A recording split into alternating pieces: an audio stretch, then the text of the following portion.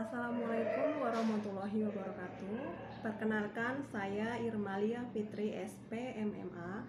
Saya adalah dosen di Fakultas Sains dan Teknologi Program Studi Agroteknologi Universitas Muhammadiyah Tapanuli Selatan. Pada kesempatan kali ini, saya akan menjelaskan pernyataan diri dosen dalam unjuk kerja Tridharma Perguruan Tinggi atau PDD UKTPT bidang pengajaran. Saya mengampu beberapa mata kuliah di Universitas Muhammadiyah Tapanuli Selatan sejak tahun 2017. Di antaranya manajemen produksi dan pemasaran, ekonomi pertanian, human resource development atau HRD, dan technopreneurship.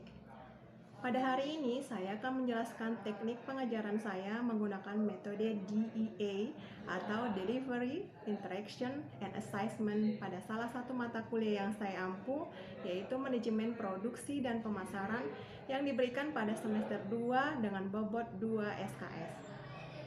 Selanjutnya saya akan menjelaskan deskripsi mata kuliah manajemen produksi dan pemasaran. Deskripsi mata kuliah manajemen produksi dan pemasaran merupakan salah satu mata kuliah wajib di program studi agroteknologi Universitas Muhammadiyah Tapanuli Selatan. Mata kuliah ini membahas tentang perencanaan, pengorganisasian, pelaksanaan, dan pengendalian kegiatan produksi dan pemasaran yang bertujuan memberikan pemahaman tentang bagaimana mengelola sumber daya secara efektif dan efisien dalam proses produksi dan bagaimana memasarkan produk tersebut sampai ke tangan konsumen. Mata kuliah ini bersifat interkonektif dan integratif dengan sejumlah mata kuliah keahlian dan pendukung dalam bidang agroteknologi, yaitu dasar-dasar manajemen dan ekonomi pertanian. Pada akhir mata kuliah saya diharapkan memiliki pemahaman tentang prinsip-prinsip produksi, pemasaran, serta meningkatkan keterampilan manajerial dalam organisasi. Selanjutnya saya ingin menjelaskan tentang CPMK. Setelah mengikuti mata kuliah manajemen produksi dan pemasaran, mahasiswa diharapkan mampu CPMK 1, mampu menguasai konsep dasar manajemen produksi dan pemasaran sebagai landasan menganalisis permasalahan dalam produksi dan pemasaran, yaitu kode P2.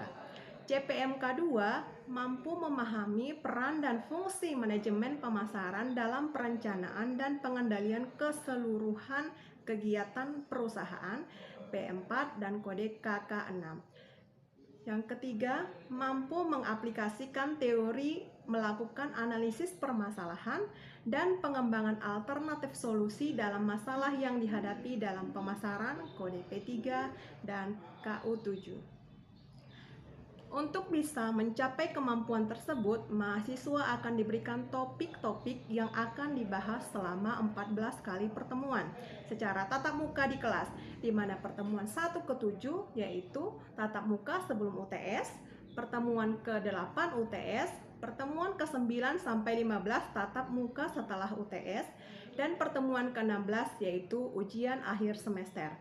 Berikut adalah topik-topik yang akan saya bahas. Pembahasan RPS untuk pertemuan pertama, pembahasan RPS dan kontrak perkuliahan. Di awal kuliah, saya akan memberikan kontrak perkuliahan, tata tertib kuliah, toleransi keterlambatan, yaitu hanya 15 menit. Sedangkan untuk sistem perkuliahan dengan saya lebih mengutamakan keaktifan siswa di kelas. Setiap saya masuk, akan saya sering memberikan pertanyaan kepada siswa. Saya akan mencatat siswa dan menceklis siswa yang aktif setiap pertemuan. Bagi siswa yang banyak checklist namanya merespon pertanyaan saya, ketika perkuliahan akan saya berikan reward, yaitu bebas ujian akhir semester, di mana mahasiswa hanya mengambil absen ketika UAS dan saya akan memberikan nilai yang tertinggi. Kemudian pertemuan kedua membahas topik terkait dengan pemasaran produk dan perkembangannya.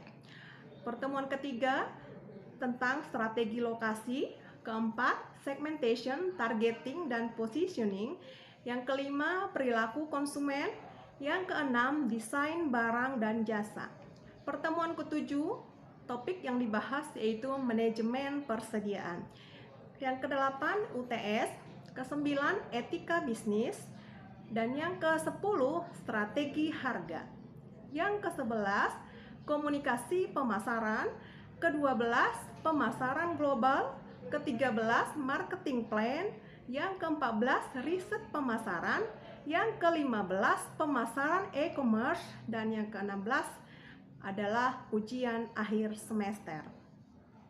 Pada perkuliahan manajemen produksi dan pemasaran, saya melakukan berbagai macam kegiatan yang dilakukan di kelas dan menggunakan berbagai sumber sehingga delivery atau penyampaian mata kuliah dapat dilakukan dengan berbagai cara, yaitu ada presentasi, diskusi, collaborative learning, dan tanya jawab. Dalam perkuliahan, ada beberapa saluran komunikasi yang saya gunakan agar bisa berinteraksi dengan mahasiswa, yaitu di dalam kelas saya akan mengajak mahasiswa untuk mengemukakan isu-isu yang sedang berkembang dengan memberikan studi kasus kepada mahasiswa. Kemudian yang kedua, saya akan menggunakan grup WhatsApp untuk memberikan kegiatan diskusi di luar kelas apabila ada pertanyaan yang belum terjawab di lokal.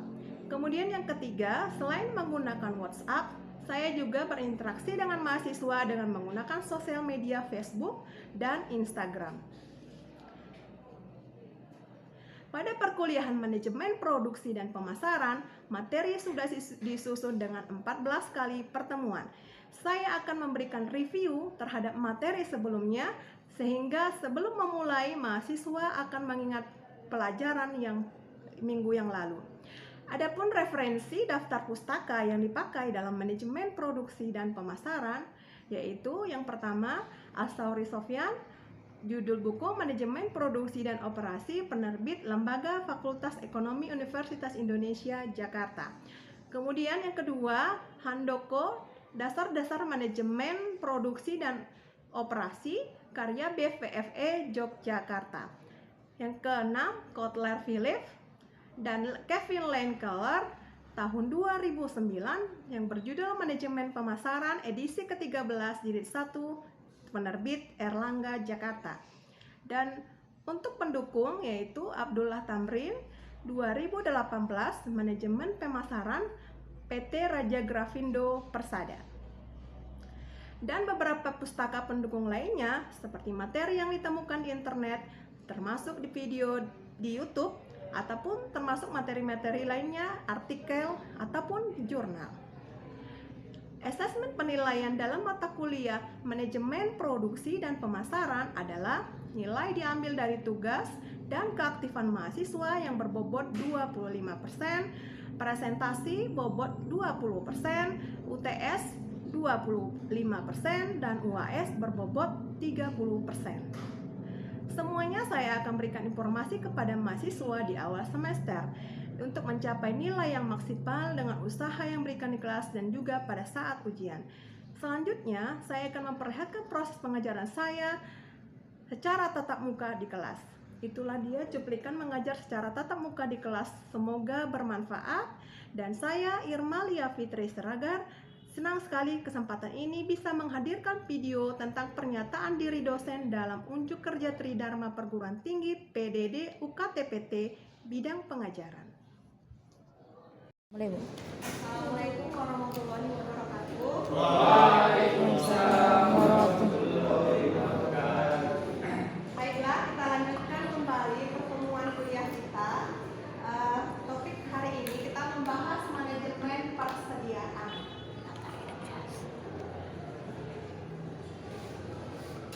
Pada pertemuan sebelumnya kita sudah bahas apa itu kegiatan dalam manajemen. Ada perencanaan, pengorganisasian, pelaksanaan sampai ke kegiatan pengawasan. Jadi sekarang timbul pertanyaan, apa yang dimaksud dengan manajemen persediaan?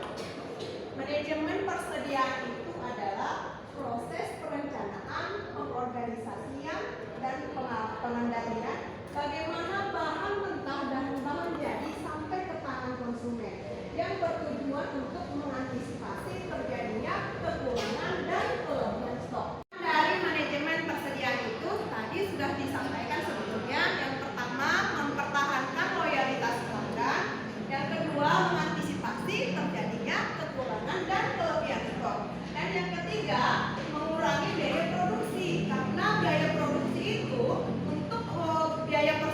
dan hampir 40% biaya tertanam di persediaan.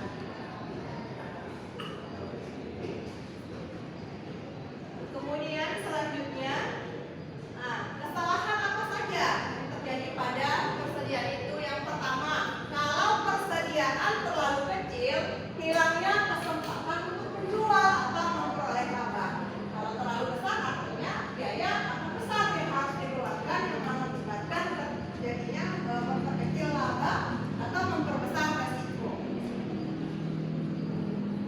Fokus pengelolaan persediaan itu apa saja? Yang pertama, berapa banyak yang harus dipesan pada waktu tertentu. Yang kedua, berapa banyak jenis persediaan yang harus disimpan. Dan yang ketiga, kapan sebaiknya persediaan dipesan. Jadi ada 3 fokus yang difokuskan pada pengelolaan persediaan. Jadi pajak dan asuransi.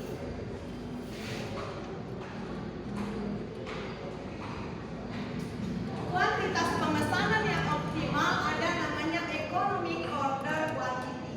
Artinya dari katanya yaitu jumlah pemesanan yang optimum.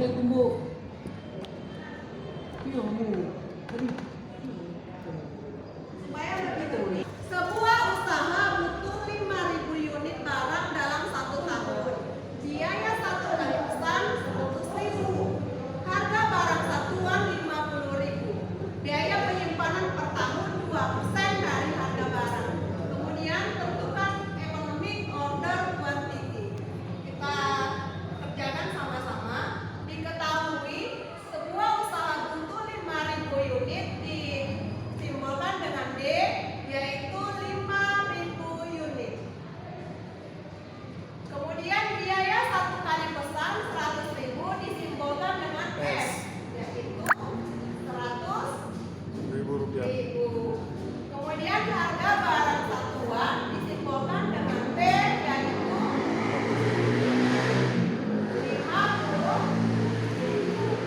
Biaya penyimpanan itu disimbolkan dengan I, yaitu 2% per tahun. Yang ditanyakan apa? Ekonomi order quantity. Kita jawab sama-sama. Rumus dari economic order quantity yaitu akar dari 2 dikali D dikali S per H. Kita masukkan nilainya. Akar dari 2 dikali D-nya berapa? 5.000. 5.000 dikali S 100.000. 100.000 dikali H. Sekarang pertanyaannya H dapat dari mana? H itu sama dengan I dikali P. Itu 2% dikali dengan P-nya berapa? 50.000. Jadi ini kita coret 2 kali 500 dapat 1.000. Yang 1.000 kita masukkan ke sini. Ini kita bisa coret. Jadi EOI sama dengan akar dari 2 kali 5 kali 1 berapa? 10. Kemudian tinggal nolnya 1, 2, 3, 4, 5. Jadi kita buat dulu 10, kemudian ditambah nolnya 5, 1, 2, 3, 4, 5. Jadi akar dari 1 juta berapa? 1.000. Jadi 1.000 unit lah dipesan 1 kali pesan untuk pemesanan yang efisien atau yang optimum. Jadi untuk 5.000 unit berarti kita 5 kali pesan. Inilah dia cara mencari economic order quantity. Ada pertanyaan mengenai economic order quantity? Ya silahkan sebutkan namanya siapa? Ya.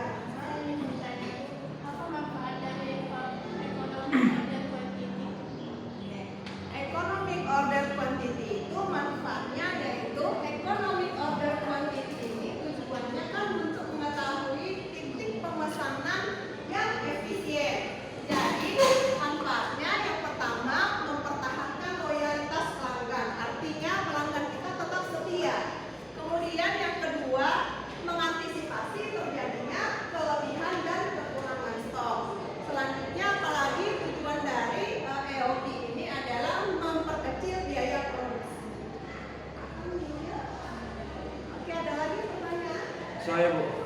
Silakan sebutkan namanya. Perkenalkan, nama saya Imam Nolia Sibuan, dan di sini saya diberikan kesempatan untuk bertanya.